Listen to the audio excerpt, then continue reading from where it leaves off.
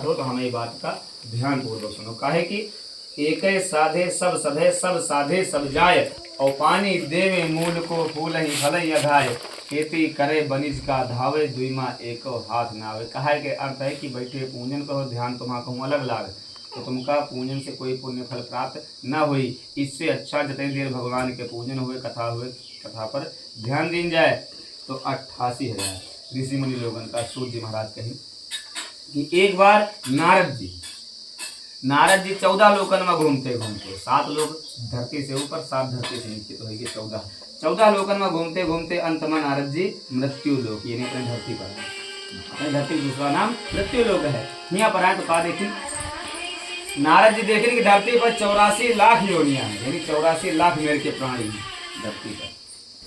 तो 84 लाख प्राणी का देख करके नारद जी सोच रहे हैं कि जो नर तरहि न भव जलधि नर समाज अस्पाय, यानी कि भाई धरती पर 84 लाख योनियन में सबसे उत्तम प्राणी है मनुष्य। मनुष्य चाहे तो अपने कर्मन द्वारा स्वयं अनेकों उपाय कह सकता है, लेकिन मनुष्य धरती पर जन्म लेकर के चारों ओर अधर्म के कार्य कर रहा, जिसके फल स्वरूप अनेक दुख संकट का भोग रहा। तो नारद जी अब सोच रहे हैं कि कौन उपाय करी जिससे मनुष्य का ज्ञान के प्राप्ति हुए, मनुष्य धर्म के कार्य करे।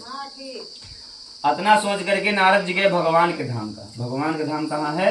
तो एक बार करतल कर बीड़ा गावत हरिगुण परम प्रवीणा। नारद जी भगवान के धाम वैकुंठ लोक का गए। वैकुंठ लोक का गए तो भाई वहाँ कहा लेकिन कि वहाँ पर दूध के समुद्र है, वहाँ कहा क्षीर सागर। भगवान शेषनाग के ऊपर विराजमान है। भगवान के स्वरूप कैसा, जैसे आकाश में बादल होते हैं या फिर अपन में जैसे कह दीजिए कपूर हुआ, वैसे भगवान के स्वरूप है। भगवान के 4 हाथ, पहले हाथ में शंख, दूसरे सुदर्शन चक्र, तीसरे में गदा, चौथे में कमल के फूल, गले में तुलसी की माला।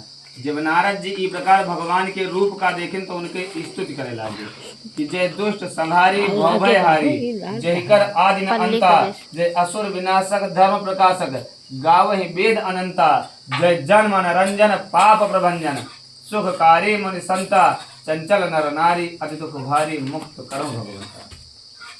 नारद जी भगवान की स्तुति है। तो भगवान पूछे हे नारद, आज आपके आगमन वैकुंठ लोक में काहे के लिए हुआ है, और आज आप इतना परेशान काहे हो, आपकी परेशानी के कारण का है?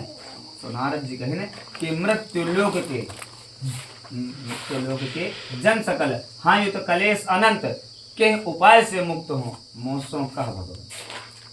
नारद जी कहे हम धरती पर से आए हैं, वहाँ पर जितने प्राणी हैं सब चारों ओर कष्ट से घिरे हैं, भांति भांति मतलब मेर की योनियन में जन्म का उपाय करके पाप कर्म का भोग रहे। आपके पास आइन कोई उपाय आसान हुए आप उनका बता दियो, धरती पर हम उतर प्रसार करी। तो भगवान कहें हे नारद, मनुष्य की भलाई के लिए आज आप बहुत उत्तम किए, इससे संसार के कल्याण हुई, प्राणी अपने पाप से मुक्त हुई के स्वयं वैकुंठ का प्राप्त हैं। तो उपाय का है भाई स्वर्ग और पृथ्वी पर दुर्लभ सत्यनारायण स्वामी का पूजन है। नारद जी पूछें कि भगवान के पूजन कैसे कीजिए, सामग्री का है, विधि का है, कौने दिन कीजिए, हर चीज का विस्तार से बताओ। तो भगवान कहें कि नारद जा दिन चित्त विशुद्ध सुनय या सत्य कथा करि पूजा, फल ले रुत बुधवय पाई अर चूर्ण बनावे विप्र तनुजा, और पंचामृत मनोभाय प्रभु सब देकर भोग सुने जब मनुजा, ब्राह्मण भोज करे सहजाति यही दुख मुक्ति उपाय दूजा। अब तक मोद भाई साफ दिन भगवान सत्यनारायण स्वामी के पूजन का कौने दिन कौन दिन की जा सकता। सामग्री केले फल गाय का दूध घी, गेहूँ काटा हुआ तो ठीक ना हो तो चावल क्या काटे, शक्कर हुआ तो ठीक ना हो तो गुड़ का लाई करके भगवान के प्रसाद सवाया तैयार करके भगवान का कहने करके कौने दिन अपने समय सब सामग्री ला करके प्रसाद तैयार करके ब्राह्मण का बुला करके सह परिवार पूरे परिवार के साथ भक्ति भाव से भगवान सत्यनारायण स्वामी के पूजन करे, कथा का सुने।